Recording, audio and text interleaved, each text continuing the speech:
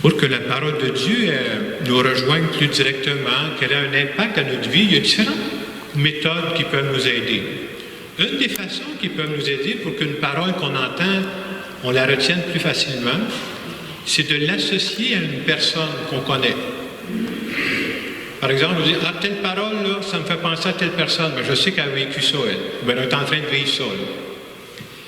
Et je vous dirais que la parole que moi j'ai retenue dans l'Évangile, comme je disais au début de la messe, pour moi, c'est la suivante, c'est il n'y a pas de plus grand amour que de donner sa vie pour ceux qu'on aime. Et je trouvais en fin de semaine, c'est la fête des mères, la fête des grands-mères.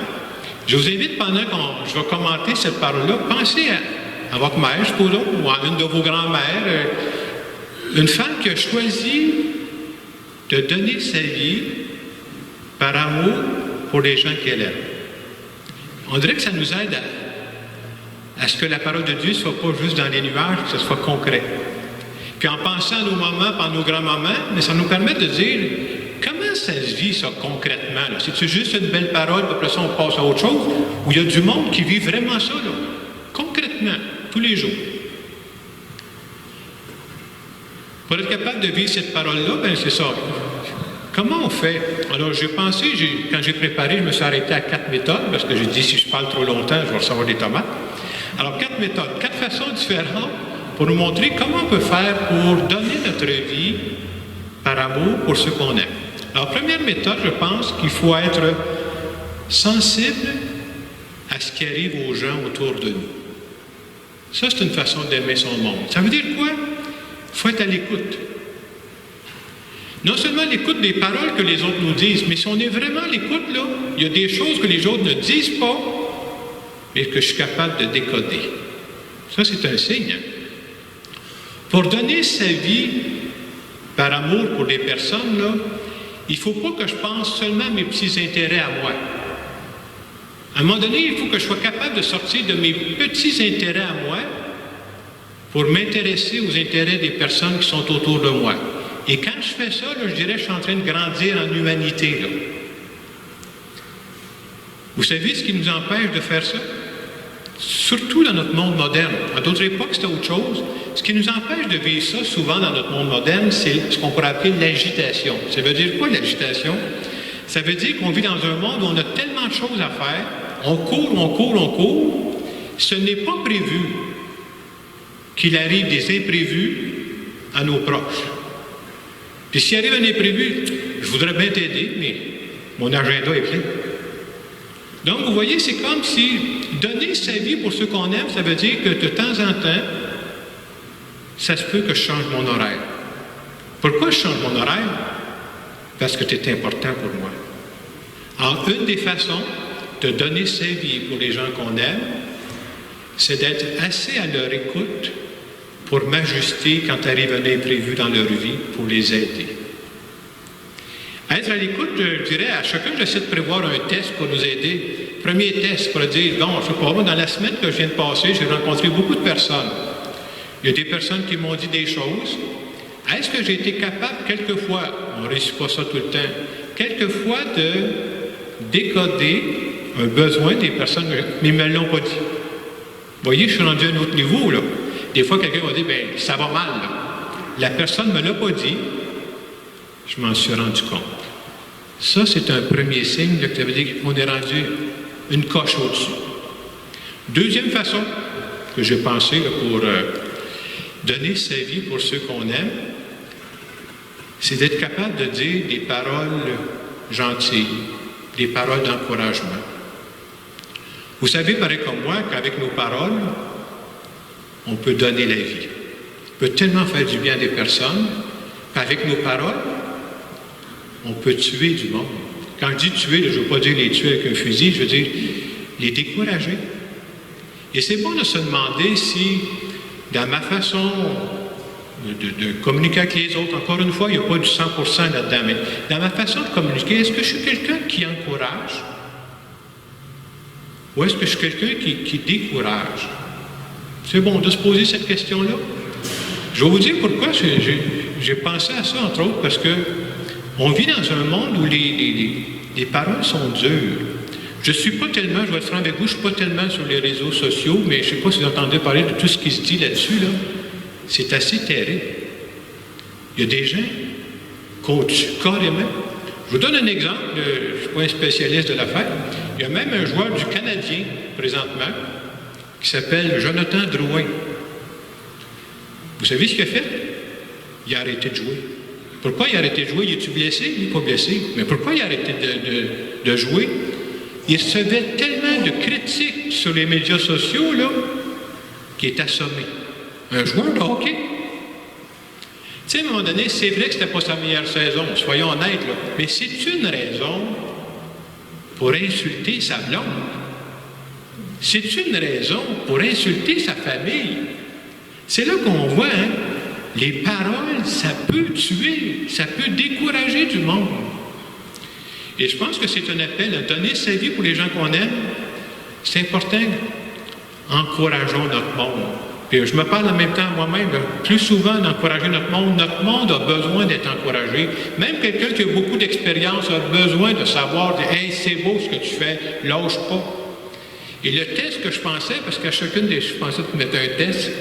Essayez de penser si que Dieu nous disait ceci. Dans le prochain mois, à chaque fois que tu vas dire une belle parole, une parole gentille, je vais te donner une pièce. Mais à chaque fois que tu vas dire une parole négative, je vais t'enlever une pièce. Ma question, c'est, à la fin du mois, êtes-vous riche ou êtes-vous pauvre? C'est une bonne question, hein? En tout cas, on fera nos comptes à la fin du mois. Troisième façon que j'ai pensé pour donner sa vie pour ceux qu'on aime. J'ai appelé ça « accueillir les émotions de nos proches ».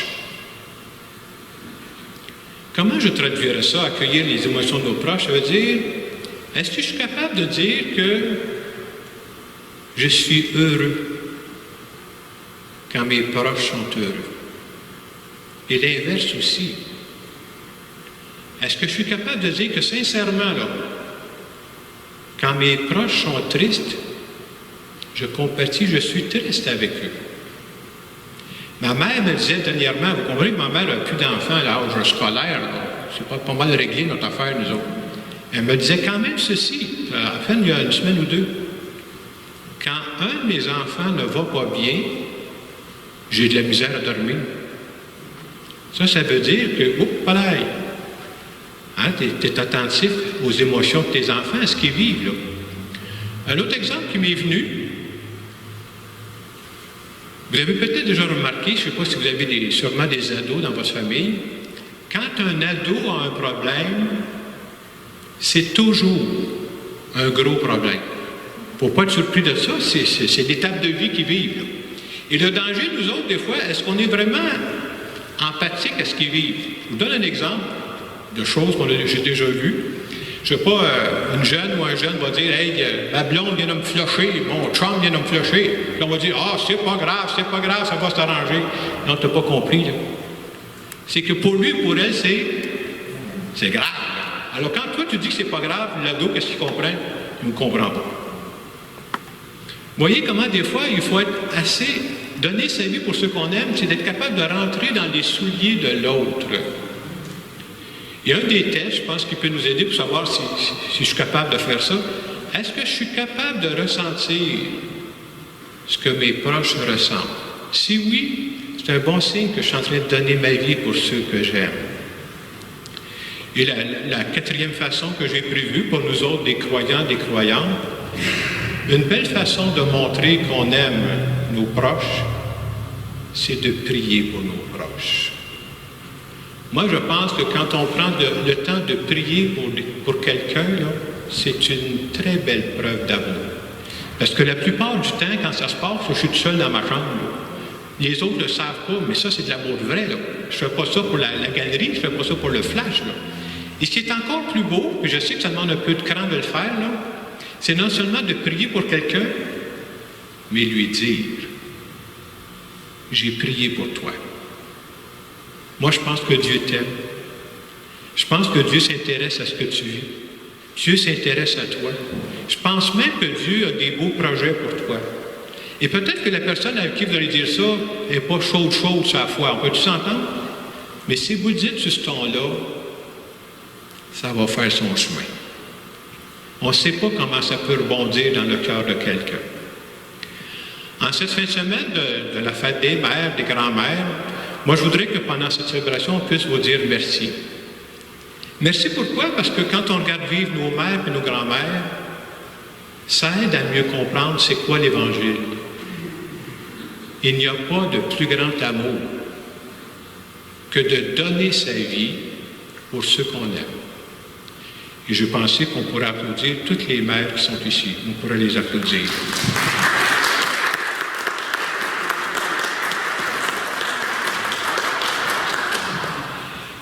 Et j'aimerais terminer cette homilie tout simplement par une petite prière.